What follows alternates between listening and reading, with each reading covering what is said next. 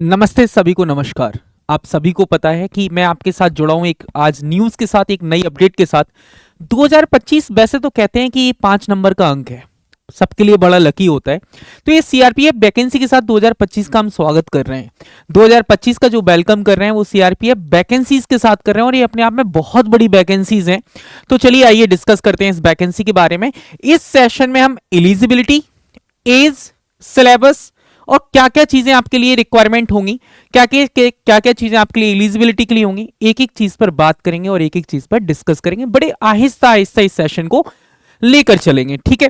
तो चलिए आगे बात करते हैं। तो यहां पर यदि हम बात करेंगे तो 12,000 सीआरपीएफ नई भर्ती 2025 की हम बात कर रहे हैं। किसकी बात करें? सीआरपीएफ नई भर्ती 2025 को लेकर, जिसमें 12,158 पद एक्सपेक्टेड हैं। कितने पद एक्सपेक्टेड हैं? 12,158 पद। कितने पद हैं? टोटल पदों की जो संख्या है वो है 12,158 पद आपको देखने को मिलेंगे। इसमें जो मिनिमम एलिजिबिलिटी है वो है 10वीं पास होना चाहिए। अब हम बात करेंगे कि यहां पर सर मेल या फिर फीमेल। तो ये बहुत अच्छी बात है कि आजकल हमारे इंडिया के अंदर दोनों का जो रेशियो है वो बराबर है। मेल और फीमेल की हम बात कर रहे हैं। किसकी बात कर रहे हैं? मेल और फीमेल की हम बात कर रहे हैं। चलिए आगे बात करते हैं। तो यहां पर हम एज की बात करेंगे कि सर यहां पर एज कितनी होगी। देखिए, सीआरपीएफ की वैकेंसीज में नई नई एज क्राइटेरिया होंगे, क्योंकि अलग अलग वैकेंसीज होंगी, अलग अलग पोस्ट होंगी, तो अलग अलग उनके लिए एज होगी।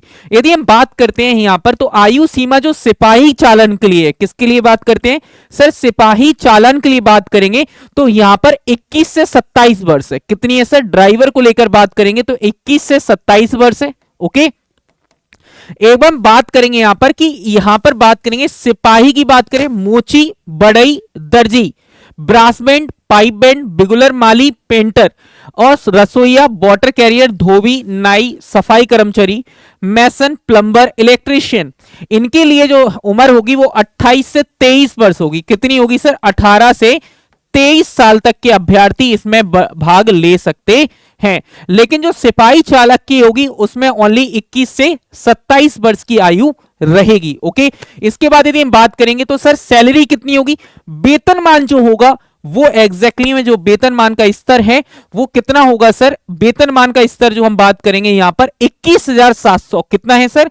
21,700 से लेकर 21,700 से लेकर 69,100 तक इसका आपका वेतनमान रहेगा।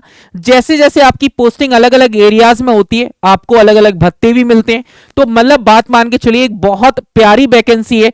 21,600 से लेके 69,100 तक यहां पर रहेगी। 69,100 रुपए तक यहां पर वैकेंसी आपकी क्या रहेगी? सैलरी रहेगी। इसके बाद यदि हम बात करेंगे यहां पर कि सर यहां पर शैक्षणिक योग्यता क्या क्या चाहिए, तो आइए एक एक करके बात करते हैं। यहां पर हम बात करेंगे जो सिपाही चालक है इसकी शैक्षणिक क्या होना चाहिए। जो सिपाही चालक होगा उसकी शैक्षिक योग्यता क्या होगी? किसी मान्यता प्राप्त बोर्ड अथवा केंद्रीय और राज्य सरकार द्वारा मान्यता प्राप्त विश्वविद्यालय में कम से कम मैट्रिक या समकक्ष तो होना चाहिए। क्या होना चाहिए? मैट्रिक या समकक्ष होना चाहिए।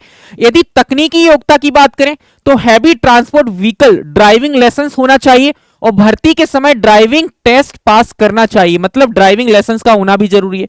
यदि आप सिपाही जो है मोटर वाहन मैकेनिक की बात करते हैं तो यहां पर शैक्षणिक योग्यता क्या होना चाहिए? 10+2 होना चाहिए या फिर 10वीं कक्षा उत्तीर्ण या समकक्ष होना चाहिए। यदि हम तकनीकी योग्यता की बात करेंगे तो किसी भी राष्ट्रीय एवं राज्य व्यावसायिक प्रशिक्षण परिषद द्वारा मान्यता प्राप्त या अन्य किसी मान्यता प्राप्त संस्थान से मोटर वाहन मैकेनिक में मोटर वाहन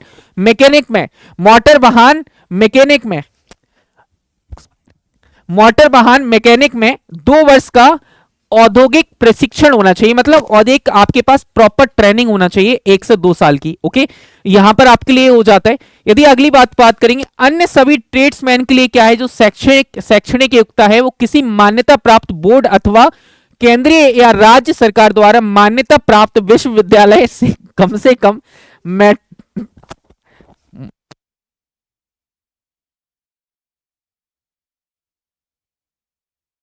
अब देखते हैं बात को। सरकार द्वारा मान्यता प्राप्त विश्वविद्यालय में कम से कम मैट्रिक या समकक्ष होना चाहिए, मतलब 10वीं पास होना चाहिए। यदि हम पायनियर, बिंग या सिपाही, मैसन, प्लम्बर या इलेक्ट्रिशियन की बात करते हैं तो यहां पर बात को समझिए। शैक्षणिक योग्यता आपके पास क्या होना चाहिए, मैट्रिकुलेशन या समकक्ष होना चाहिए उसके। या तकनीकी योग्यता की बात में बात करेंगे तो पहले इसमें 2 पॉइंट है, एक संबंधित ट्रेडों में मैशनरी या प्लम्बिंग या इलेक्ट्रिशियन में 1 वर्ष का अनुभव होना चाहिए, उसका सर्टिफिकेट होना चाहिए। ओके, यदि हम बात करेंगे दूसरा पॉइंट है कि मान्यता प्राप्त औद्योगिक प्रशिक्षण संस्थानों से ट्रेड का प्रमाण पत्र रखने वाले का वरीयता दी जाएगी, मतलब यहां पर आपके पास एक्सपीरियंस सर्टिफिकेट होना चाहिए, तभी आप एलिजिबल हैं। इसके बाद यदि हम बात करेंगे कि सर यदि हम बात करेंगे सिलेबस क्या क्या होगा, तो एक पहले तो याद रखना सीबीटी के थ्रू पेपर होगा, आपकी कंप्यूटर बेस्ड टेस्ट होगा। इसमें 100 आपके क्वेश्चंस होंगे जिसमें 100 मार्क्स के होंगे, मतलब ईच क्वेश्चन 1 मार्क। ओके, इसके बाद बात करेंगे तो यहां पर विषय जो होंगे आपके पास 4 होंगे। सामान्य बुद्धिमत्ता और तर्क शक्ति 25 क्वेश्चन 25 नंबर। ओके, सामान्य ज्ञान और सामान्य जागरूकता 25 क्वेश्चंस होंगे 25 नंबर होंगे। सामान्य गणित जो आएगा वो आपके 25 क्वेश्चंस होंगे 25 नंबर होंगे। अंग्रेजी और हिंदी की यदि हम बात करें तो 25 क्वेश्चन 25 नंबर। टोटल आपका जो टाइमिंग रहेगा वो 2 आवर्स का रहेगा। कितने घंटे रहेगा, 2 आवर्स का आपका टाइम रहेगा। 2 आवर्स का आपका जो पूरा का पूरा टाइम रहेगा। इसके बाद हम बात करेंगे तो कुछ पॉइंट्स हैं जहां पर आपको समझना है कि नेगेटिव मार्किंग है या नहीं। सीआरपीएफ की वैकेंसी भले 10th बेस पर हो, लेकिन यहां पर नेगेटिव मार्किंग आपको मिलेगी। तो यदि हम बात करेंगे तो प्रति गलत उत्तर के लिए 0.25 अंक का नकारात्मक अंकन होगा, मतलब 0.25 की आपकी नेगेटिव मार्किंग आपको मिलेगी। ठीक है, आपकी नेगेटिव मार्किंग हुई। अंततः अभ्यर्थियों को सलाह दी जाती है कि प्रश्नों का उत्तर देते समय इसे ध्यान में रखें कि आप तुक्का नहीं कर सकते। आप ऐसा नहीं कर सकती कि आपको कोई मन कर रहा है तो आंसर कर दें। सीबीटी की तिथि और केंद्र के बारे में अभ्यर्थियों को केवल प्रवेश पत्र के माध्यम से ही सीआरपीएफ की वेबसाइट से सूचित किया जाएगा।